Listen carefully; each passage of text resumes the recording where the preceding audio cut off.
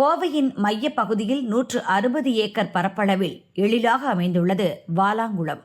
அங்கு smart city திட்டத்தின் கீழ் பூங்கா, படகு சவாரி உள்ளிட்ட பொழுதுபோக்கு அம்சங்கள் அமைக்கப்பட்டுள்ளன.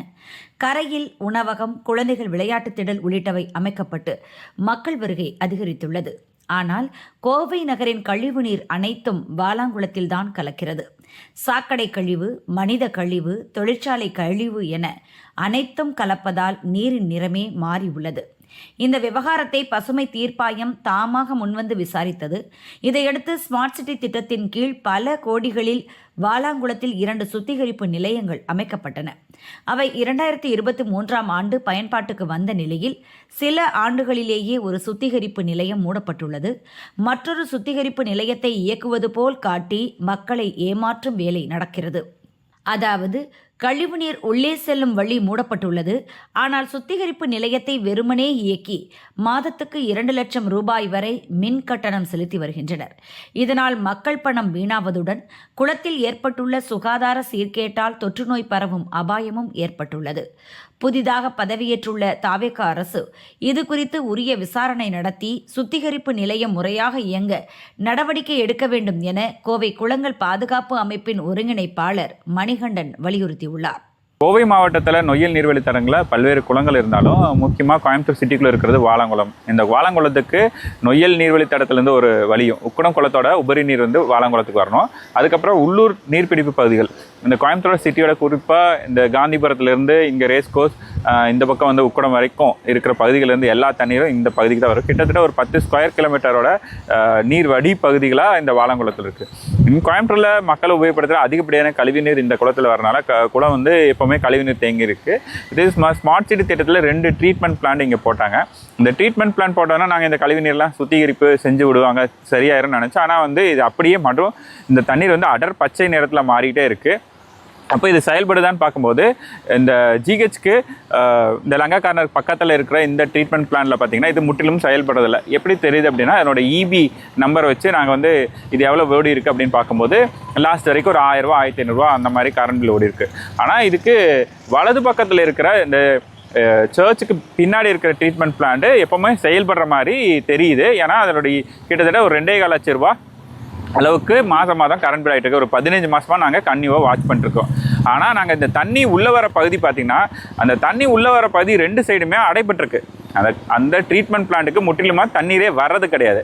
ஆனால் ட்ரீட்மெண்ட் பிளான்ட் செயல்படுற மாதிரி ஒரு தோற்றத்தை ஏற்படுத்தி அரசுக்கு நிதி இழப்பு மட்டும் உருவாக்கிட்டு இருக்காங்க ஒழிய இந்த ட்ரீட்மெண்ட் பிளான்ட் செயல்படுறதில்லை. அதனால் பார்த்தீங்கன்னா கிட்டத்தட்ட மாதத்துக்கு 2 மாதத்துக்கு ஒருக்கா 2.25 லட்சம் ரூபா வரைக்கும் ஆவரேஜ் கரண்ட் பில் ஆகுது. இதனால் என்ன பண்ணுறாங்கன்னா பழைய தண்ணீரை நிற்க வச்சு அந்த பழைய தண்ணீருக்கு ஏரேஷன் மட்டும் கொடுத்து அப்படியே வச்சுருக்காங்க. இந்த தண்ணி இந்த சுத்திகரிப்பு செயல்படலை. இதனால் அரசுக்கு பெரிய நிதி இழப்பு. அப்புறம் இது வந்து பெரிய ஏமாற்று வேலை, திருட்டுக்கு சமமான வேலையை வந்து இந்த மாநகராட்சியில் சில அதிகாரிகளும் இந்த கான்ட்ராக்டர், இது வந்து ஒரு கான்ட்ராக்ட் கொடுத்துருக்காங்க. அந்த கான்ட்ராக்டரும் செயல்பட்டு இருக்கிறாங்க, முற்றிலுமே செயல்படாமல். அதே போல் இந்த தண்ணீரும் கெட்டு போயிட்டுருக்கு.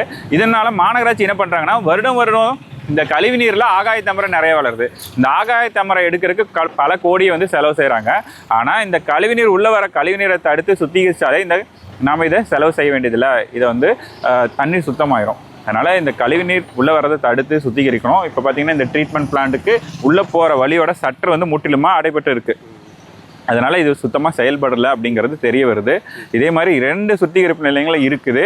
ஒன்று வந்து முற்றிலுமாக செயல்படுறதில்ல, ஒன்று வந்து செயல்படுற மாதிரி தோற்றத்தை ஏற்படுத்தி அரசுக்கு நிதி இழப்பை ஏற்படுத்திட்டு இருக்காங்க. இதை செயல்படுத்த வைக்கணும் அப்படிங்கிறது புதிய அரசுக்கும் புதிய மாநகராட்சி ஆணையருக்கும் ஒரு கோரிக்கையை நாங்கள் வைக்கிறோம். இது ஒரு நாளைக்கு எத்தனை கழிவு நீர் வந்து இதில் கலக்குது? இப்போ நாங்கள் பார்க்கும்போது இதில் இப்போ ரஃப் கால்குலேஷன் பண்ணும்போது ஒரு கிட்டத்தட்ட ஒரு 15 20 லட்சம் லிட்டர் தண்ணீர் வந்து இதில் வரக்கான வாய்ப்புகள் இருக்குது. அவ்வளோ தண்ணீர் இங்கே வந்துட்டு இருக்கு. கிட்டத்தட்ட ஒரு 10 அடி அகலத்துக்கு இப்போது மட்ட மதியானத்தில் 2 இன்ச் தண்ணி வருது. விடிய காலையில் நேரத்தில் பார்த்திங்கன்னா இது இனியும் அதிகமான தண்ணீர் வரும். குறிப்பாக ஒரு 10 to 20 லட்சம் லிட்டர் தண்ணீர் வரைக்கும் இதில் வரலாம் ஒரு ட்ரீட்மெண்ட் பிளான்ல. அப்போது இன்னொரு ட்ரீட்மெண்ட் பிளான்ல கிட்டத்தட்ட இதில் ஒரு 30 லட்சம் லிட்டர் தண்ணீர் வந்து இந்த குளத்துக்கு டெய்லியும் கழிவுநீர் வந்துட்டு இருக்கு. இந்த கழிவுநீரை சுத்திகரிக்கணும் அப்படிங்கிறது எங்களுடைய கோரிக்கை. எப்போ கண்டறியப்பட்டீங்க இது தண்ணி உள்ளே போகல, கழிவுநீர் உள்ளே போகலிங்கிறது? இதை வந்து நாங்கள் தொடர்ந்து பார்த்துட்டு இருக்கிறோம். ஆனால் நிரூபிக்க முடியறதுக்கு நமக்கான சான்ஸ் இல்லை. ஏன்னா பார்த்தீங்கன்னா இவங்க வந்து ஒன்று செயல்படலைங்கிறது ஒன்றும் தெரியுது. இன்னொன்று பார்த்தா ஏரேஷன் மட்டும் கொடுத்துட்டே இருக்காங்க. உள்ளே போய் பார்த்தா மோட்டர் ஓடிட்டு இருக்கிற சவுண்ட் கேட்குது, மோட்டர் தண்ணி ஏரேஷன் கொடுத்துருக்காங்க. இப்போ நாங்கள் இதை ஆய்வு செய்யும் போது தான் தெரியுது இது தண்ணி வர உள்ளே வர வழியே அடைபட்டு இருக்குது அப்படிங்கிறது எங்களுக்கு தெரியுது.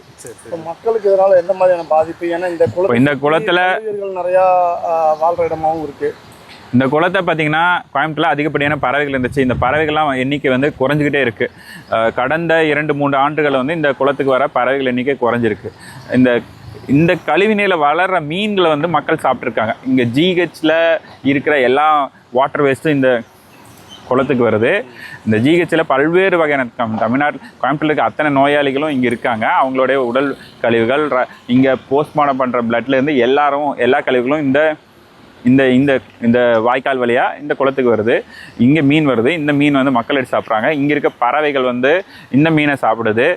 அதனால் அது மட்டும் இல்லாமல் இது ஒரு சுற்றுலா தலமாக்கியிருக்காங்க. நிறையா குழந்தைகள் இங்கே வராங்க, பெரியவங்க வராங்க. கொஞ்ச நாள் வரைக்கும் இது வந்து ஒரு உள்ள போட்டு விடுற இடமாவும் இருந்துச்சு. இங்கே பார்த்தீங்கன்னா இந்த குளத்தை சுற்றியும் நிறையா தின்பண்ட கடைகள் வச்சுருக்காங்க. இந்த சுத்தமில்லாத தண்ணீர் இருக்கிற பகுதியில் இங்கே நிறைய ஹோட்டல்ஸ் வச்சுருக்காங்க. இதில் வந்து நிறைய பேர் வாக்கிங் வராங்க, குழந்தைகளை கூட்டிகிட்டு வராங்க. இவ்வளோ மாதிரி ஆரோக்கியமற்ற தண்ணீர் இருக்கிற ஏரியாவில் வந்துட்டு இவ்வளோ சுற்றுலா தலமாக்குறாங்க. ஆனால் இந்த தண்ணீரை சுத்தப்படுத்துறதுக்கான முயற்சியை அரசு துறைகள் ஈடுபடணும் அப்படிங்கிறது எங்களுக்கு கோரிக்கை. குறித்து அதிகாரிகளிடம் கம்ப்ளைண்ட் கொடுத்துருக்கீங்க? நாங்கள் வந்து இதை பற்றி பல முறை புகார் செஞ்சுருக்கோம்.